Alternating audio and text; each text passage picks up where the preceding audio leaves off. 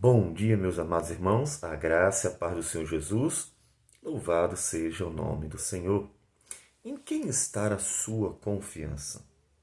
Onde você tem depositado nos dias de aflição, de angústia, nas necessidades e na luta da vida? Porque a vida é uma grande batalha, uma grande guerra. A vida não é um paraíso. O paraíso é aquele que nós estamos aguardando, que é a restauração de toda a criação. Então, em quem está a sua confiança? Nesta grande luta e guerra que nós estamos travando, vivendo dia a dia. O Salmo de número 10, em que estamos meditando, versículo 4 ao 12, nos diz assim: O perverso na sua soberba não investiga, que não há Deus são todas as suas cogitações. São prósperos os seus caminhos em todo o tempo. Muito acima e longe dele estão os seus juízos. Quanto aos seus adversários, ele a todos ridiculiza. Pois diz lá no seu íntimo, jamais seria abalado. De geração em geração, nenhum mal me sobrevirá. A boca ele a tem cheia de maldição, enganos e opressão debaixo da língua, insulto e iniquidade. Põe-se de tocaia nas vilas, trucida os inocentes nos lugares ocultos. Seus olhos espreitam o desamparado. Está ele de emboscada, como o leão na sua caverna. Está de emboscada para enlaçar o pobre. Apanha-o na sua rede e o enleia. Abaixa-se e rasteja, em seu poder lhe caem os necessitados. Diz ele no seu íntimo: Deus se esqueceu, virou o rosto, e não verá isto nunca.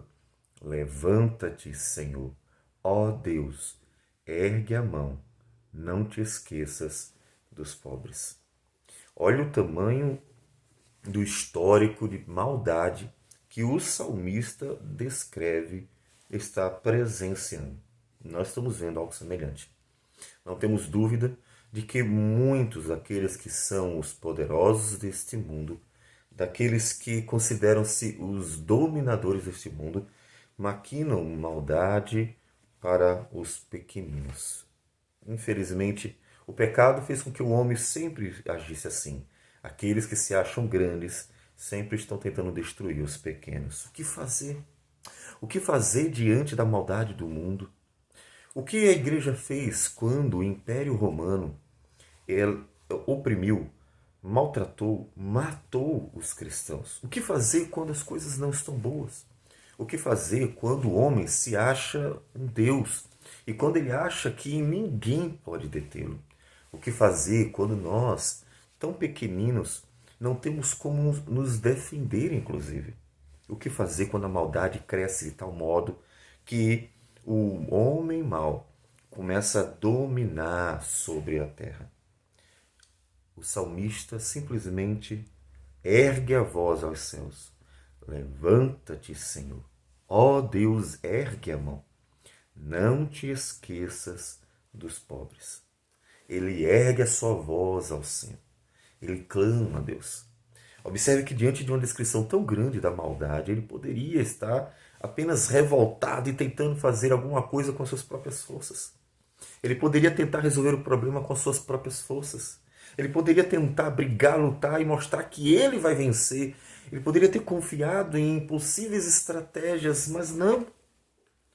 Ele levanta a sua voz ao céu.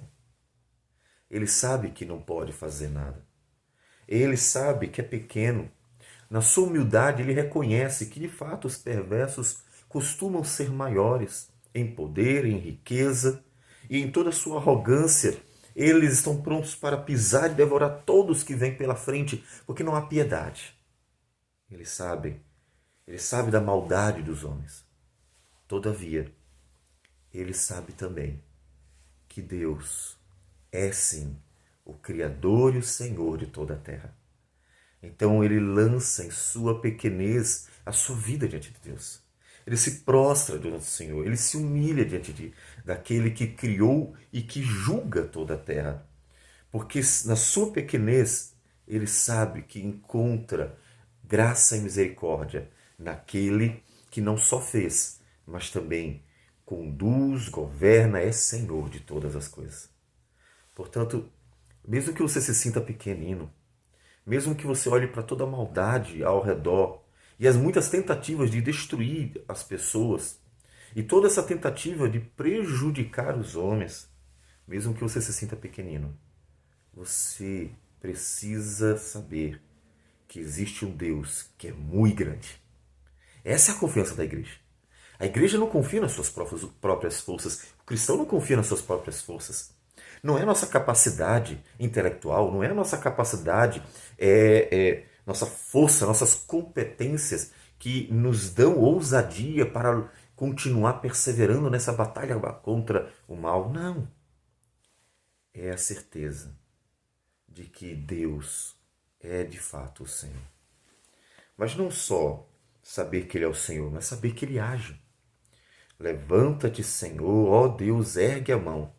Age, Senhor. Luta nesta batalha contra os perversos. Não te esqueças. Ele sabe que Deus pode agir. Isso já nos mostra que Deus, em sua muita paciência, ele vai guardando o tempo certo. Não tenha dúvida. Se você já perguntou, mas por que Deus não age em dias maus assim e extermina logo, acaba com tudo? Aí ele poderia ter feito isso lá em Adão e Eva. Ele poderia simplesmente ter acabado o problema ali com Satanás e acabou. Deu. Para que simplesmente não houvesse mais sequência em toda essa maldade que nós vemos. Mas é que Deus é muito paciente. O apóstolo Pedro nos diz que a paciência de Deus, inclusive quem proporciona essa possibilidade de pessoas irem se achegando a Ele, a paciência dele. Então, nós precisamos entender que na paciência de Deus, Deus vai suportando. Inclusive, essa paciência que nos beneficiou, porque você antes não conhecia o Senhor, agora você está conhecendo. Por quê? Porque Deus foi paciente com você. Já imaginou se Deus acabasse com você no primeiro momento em que você mostrou a rebeldia contra Ele, lá no passado? Ele é paciente. Isso não é ruim, isso é bom. Talvez pareça ruim no momento em que você sofre os danos. Mas no momento em que você está precisando da paciência de Deus, você vê que a paciência de Deus é algo bom. Todavia, a paciência de Deus vai chegar a um limite. É que é o momento em que Deus vê que é a hora de realizar juízo. É a hora de fazer alguma coisa. Mas o que é que a gente faz então, enquanto Deus, com paciência, vai suportando toda essa maldade, vendo tudo o que acontece? O que é que a gente faz? Ore ao Senhor. Faça o que o salmista fez. Levante a sua voz e diga: Senhor, vê o que está acontecendo. Porque então Deus, recebendo nossas orações, Ele que ouve o clamor dos aflitos, agirá naquele momento certo para nos defender. E as orações servirão como testemunho da glória de Deus, porque quando Ele se manifestar, as orações terão antecedido todo o agir de Deus para testemunhar. Paulo, em 1 Timóteo, capítulo 2, diz: Quero, portanto, que os varões orem em todo lugar, levantando mãos santas, sem ira e sem animosidade. Por isso é tão importante que a igreja esteja orando, porque a igreja orando, ela vai testemunhando a glória de Deus. A oração não é uma informação, Deus não precisa, sabe, que nós falemos a Ele para que Ele saiba, mas a oração testemunhará. E na paciência de Deus, Deus estará sendo glorificado em nossas orações, sabendo de que num tempo certo Ele virá. Sim, com certeza, Ele virá. Ele agirá. Então ore. Em todo esse tempo difícil, ore. Porque Deus vê. Mas Deus quer que nós esperemos nele por confiar no Senhor. Não tenha dúvida, Ele virá e agirá com poder, glória e graça para defender os seus pequeninos. Tenha certeza, porque o Senhor ama aqueles que se achegam a Ele. Ama bastante. Vamos orar ao Senhor. Senhor Deus amado, bendito o Teu nome. Todo louvor, toda honra e glória ao Senhor. Ó Deus, somos tão pequeninos diante deste mundo. Nos sentimos tão pequeninos diante de toda esta maldade. Mas o Senhor é o nosso Deus. E não é em nós que nos confiamos, é em Ti. Não é de nós que nós esperamos a vitória, mas é de Ti. Dependemos do Senhor. Vê, Senhor, a maldade dos homens poderosos, os grandes. Vê, Senhor, o que fazem contra os pequeninos, para que o Senhor seja glorificado em retribuir a eles, Senhor Deus, pela maldade deles. Assim, ó Pai, levanta-te para defender aqueles que esperam em Ti e que, Senhor Deus, sabem que o Senhor é aquele que julga toda a terra. Receba a nossa oração e abençoe-nos em nome de Jesus. Amém, Senhor. Deus abençoe a todos e um bom dia.